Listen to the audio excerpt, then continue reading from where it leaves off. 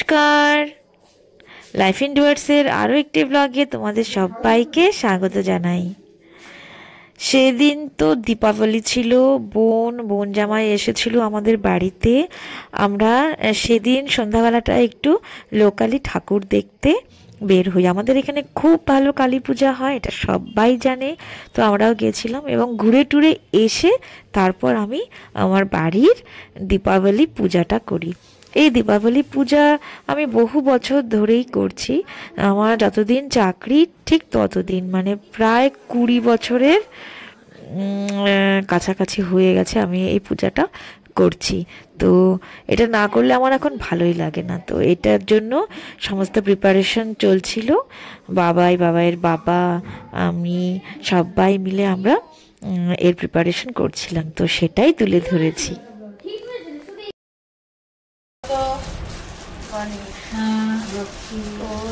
বুঝা যাচ্ছে না, চশমা পরে নি না, হাত ধরে না, আসলে কি করবে মানে মোহর ঝরানোটা নাই তো হাতের মধ্যে আছে।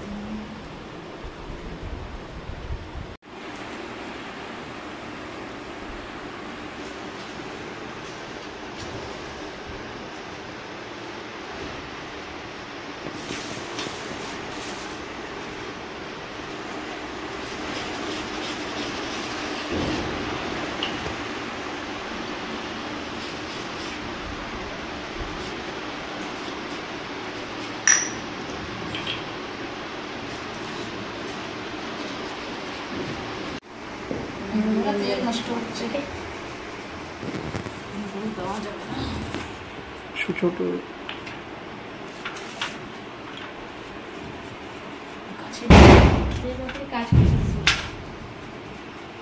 হ্যাঁ এই তো জ্বালাও সব। কমায় দাও মা, নেমে যাবো। তুই কি করতেছিস? আগে কাকানের সাথে প্রদীপ জ্বালা, হাতে যেন না লাগে। কমায় দাও। এই যে এটা জ্বালা। আচ্ছা রে, ওখান থেকে মোমবাতি আনো তো আরো।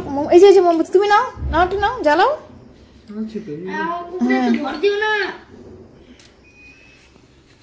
কাজ করতেছে তো, হ্যাঁ বললাম এগুলো সব প্রদীপ মুছে দে।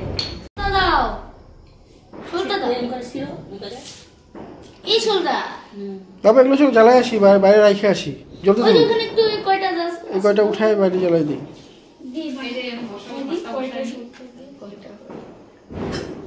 ওয়াটার সোলটা ইউজ করি, বাইরে দিয়ে দিয়ে দেয়। আরে সোলটা দাও না রে,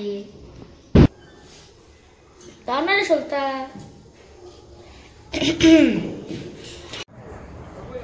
শুভ দীপাবলির আন্তরিক প্রীতি এবং শুভেচ্ছা জানাই। সবাই খুব ভালো থাকো, খুব আনন্দ করো।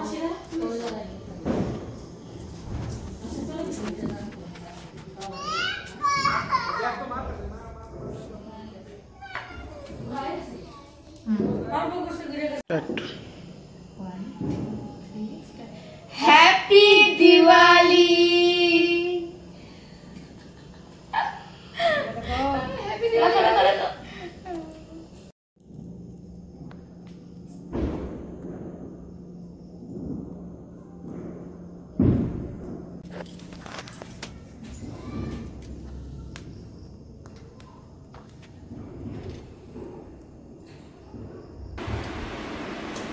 এতবেলা খাবো তো বাবা তুমি?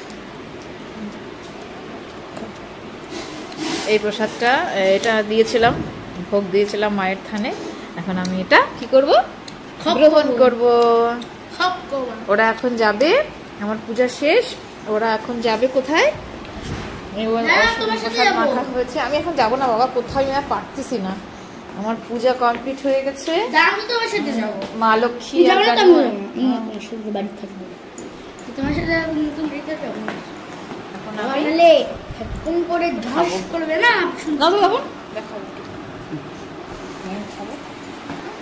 দীপাবলির অনেক অনেক শুভেচ্ছা জানাই সবাইকে। সবাই খুব ভালো থাকো। এটা হচ্ছে আমার পূজার মানে প্রসাদ, এটা নৈবেদ্য মাখাটা আমি এখন খাবো। এটা এটা দিয়ে আমি উপাস টানছি।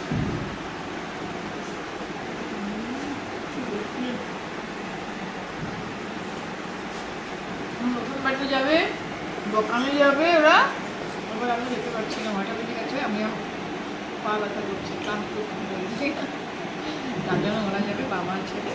আমি তো যাবো আচ্ছা 8টার মধ্যে হয়ে যাবে, ঠিক আছে।